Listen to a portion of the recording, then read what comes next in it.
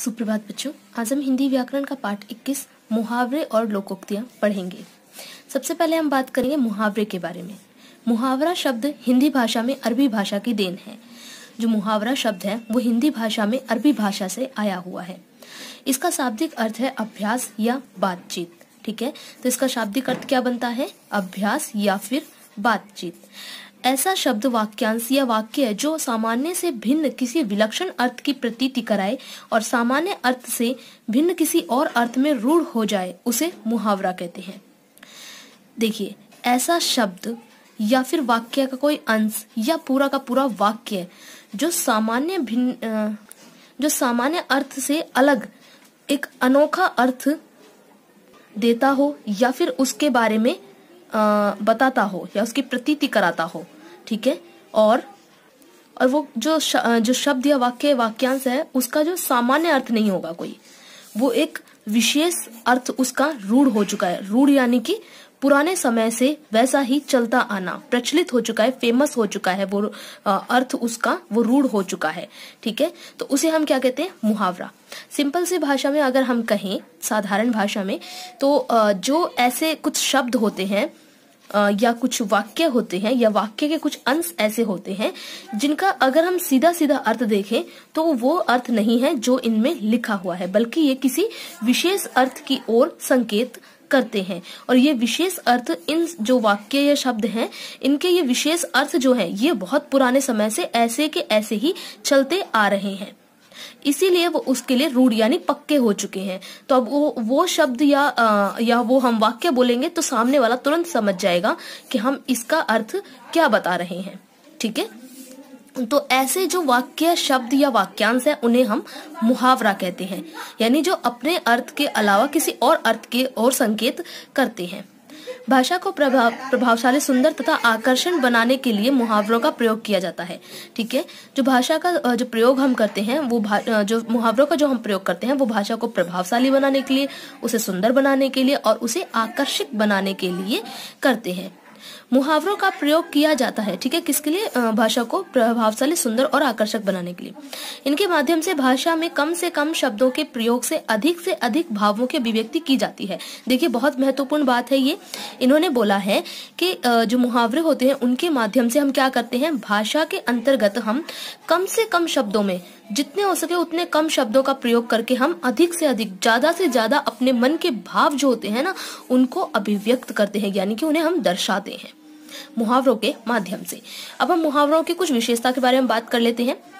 मुहावरे वाक्य का अंग बनकर प्रयुक्त होते हैं, स्वतंत्र रूप से नहीं। ठीक है, जो मुहावरे जो होते हैं ना, ये हमेशा एक वाक्य के बीच में प्रयोग किए जाएंगे और वो वाक्य के अंग के रूप में प्रयोग करे जाएंगे। ये स्वतंत्र रूप से कभी प्रयोग नहीं किए जाते। मुहावरे के रूप में किसी प्रकार का परिवर्तन नहीं होता। जो भी हम मुहावरा लिखते हैं उसके रूप में कोई भी परिवर्तन नहीं होता। वो जैसे पुराने समय से चलते आ रहे हैं वो वैसे ही लिखे, कहे और बोले जाते हैं। मुहावरे का वाक्य में जब प्रयोग किया जाता है तब उसकी क्रिया, लिंग, वचन, कारक आदि के अनुसार बदल जाती है। जो हम मुहावरे का जो हम वाक्य में प्रयोग करते हैं तो वाक्य में जो क्रिया होती है, मतलब जो मुहावरा जो होता है हमेशा क्रियात्मक होता है। ठीक है, तो वो क्रिया वाला ही होगा। तो इसमें जो क्रिया है ये किस हिसाब से बदलती है? वाक्य के लिंग, वचन और कारक के अनुसार ये जो क्रिया होती है वो बदल जाती है, मुहावरे की क्रिया। मुहावरों का शब्दार्थ नहीं वरन भावार्थ ग्रहण किया जाता है।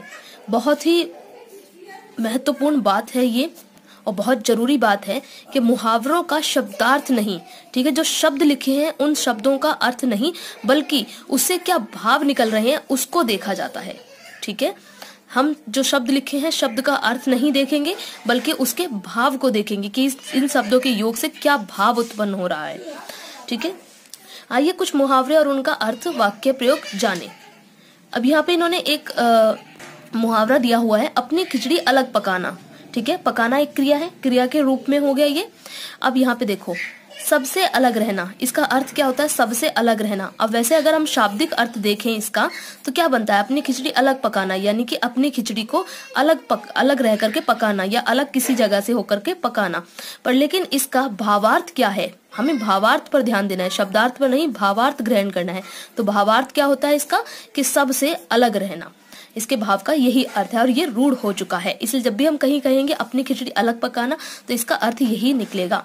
अब इसका हम जब वाक्य में प्रयोग करेंगे तो इसकी जो क्रिया है उसका रूप हमारा लिंग, वचन और कारक के अनुसार बदल जाएगी। जैसे राहुल किसी का मित्र नहीं बन सकता, वह अपनी खिचड़ी अलग पकाता है। देखो अब यहाँ पे पकाना था, अपनी खिचड़ी अलग पकाना, अपनी खिचड़ी अलग पकाता हो गया यहाँ पे। ठीक है, तो यही होता है यहाँ पे लिंग, वचन और कारक के अनुसार क्रिया, जो मुहावरे की क्रिया है वो बदल जाती है। ठीक है, इसी प्रकार हम अगला देखते हैं, आग में घी डालना। डालना भी एक क्रिया है। ठीक है, अब इसका शाब्दिक अर्थ क्या है कि कहीं आग जल रही है और उसके अंदर कोई घी डाल रहा है, पर लेकिन नहीं, इसका भावार्थ हमें ग्रहण करना है। और भावार्थ का अर्थ क्या होता है? क्रोध को भड़काना। ठीक है, और इसका जब हम वाक्य में प्रयोग करेंगे, पिताजी तो पहले से ही नाराज थे और उस पर तुम्हारी शिकायत ने आग में घी डालने का काम किया।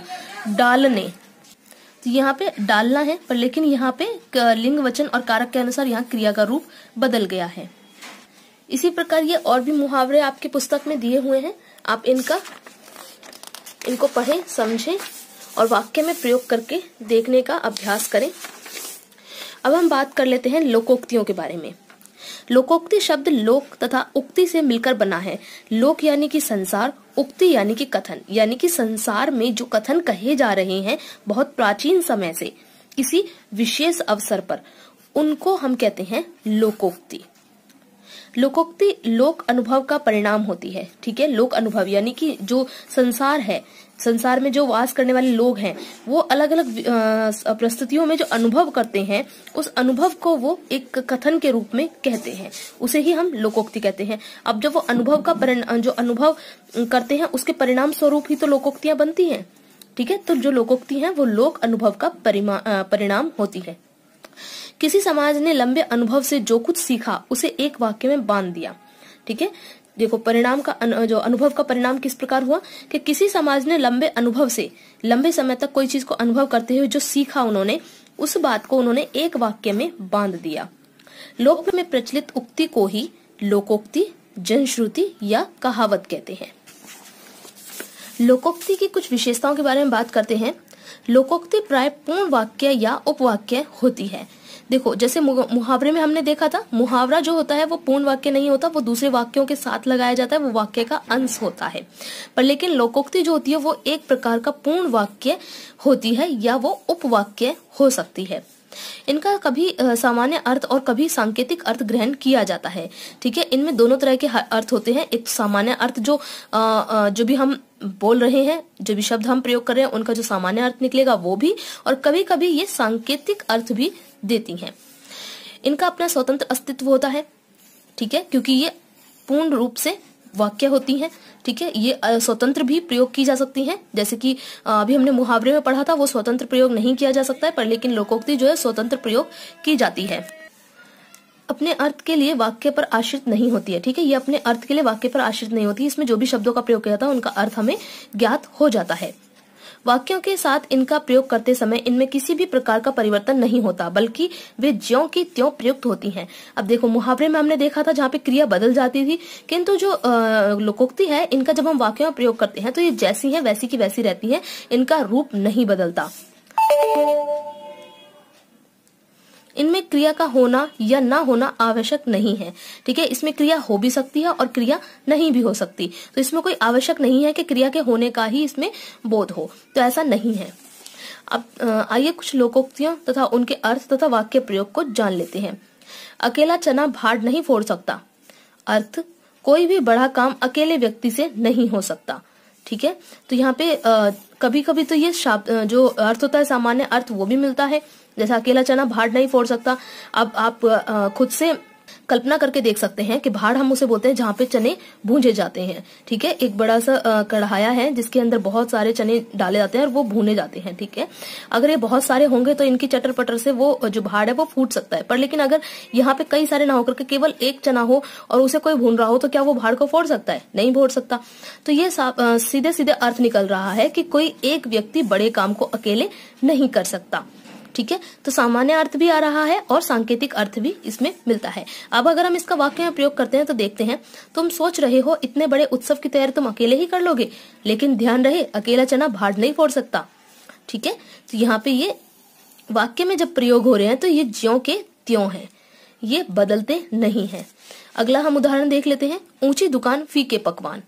ठीक है, इसका अर्थ होता है बड़ी प्रसिद्धि वाले प्राय ओछा आचरण रखते हैं। ओछा यानी कि अमानवीय आचरण रखते हैं, यानी कि उसे वो अपने घमंड में रहते हैं और किसी की भी भावनाओं से उन्हें कोई लेना देना नहीं होता। तो ये है ऊंची दुकान फीके पकवान, यानी कोई एक बड़ी सी दुकान है, जरूरी नहीं कि वो बहुत बड़ी है, बहुत ऊंचाई पे है तो उसके जो पकवान बने होंगे वो बहुत अच्छे ही होंगे। तो ये है कि बड़ी प्रसिद्धि वाले लोग जो प्राय अक्सर ऐसा होता है कि वो ओछा आचरण करते हैं। अब वाक्य में इसका प्रयोग करके देखते हैं, यह होटल कितना बड़ा और सुंदर है, लेकिन इसका खाना घटिया तेल एवं मसाले से बना होता है। इसे कहते हैं ऊंची दुकान फीके पकवान। ठीक है, तो इस प्रकार इसका वाक्य में प्रयोग हुआ है। तो इसी प्रकार आपके पुस्तक में और भी अन्य लोकोक्तियां दी हुई हैं, उनके अर्थ दिए हुए हैं, साथ ही उनका वाक्य में प्रयोग करके दिखाया हुआ है। आप इन सभी को एक एक करके पढ़ें, इनके वाक्य में प्रयोग भी पढ़ें, ताकि अब जब एग्जाम आपके आए उस समय अगर आपको इनसे अलग कोई भी लोकोक्ति या मुहावरा दिया जाए तो आप उसका वाक्य बना सकें, आपको उसको वाक्य बनाने समय कोई कठिनाई ना हो। तो ये मैंने आपको पूरा पाठ समझा दिया है। मुहावरे क्या हैं, किस प्रकार प्रयोग किया जाते हैं, वाक्य में क्या प्रयोग है, इनकी क्या विशेषताएं हैं। इसी प्रकार लोकोक्ति क्या है, उनकी क्या विशेषताएं हैं, वाक्य में किस प्रकार प्रयोग होती है। तो ये मैंने बहुत ही अच्छे से आपको समझा दिया है। अब आप इसका अभ्यास बड़े ही आराम से कर सकते हैं। फिर भी अगर आपको इसका अभ्यास करने में कोई परेशानी कठिनाई हो तो मुझे व्हाट्सएप पे मैसेज करके पूछ सकते हैं।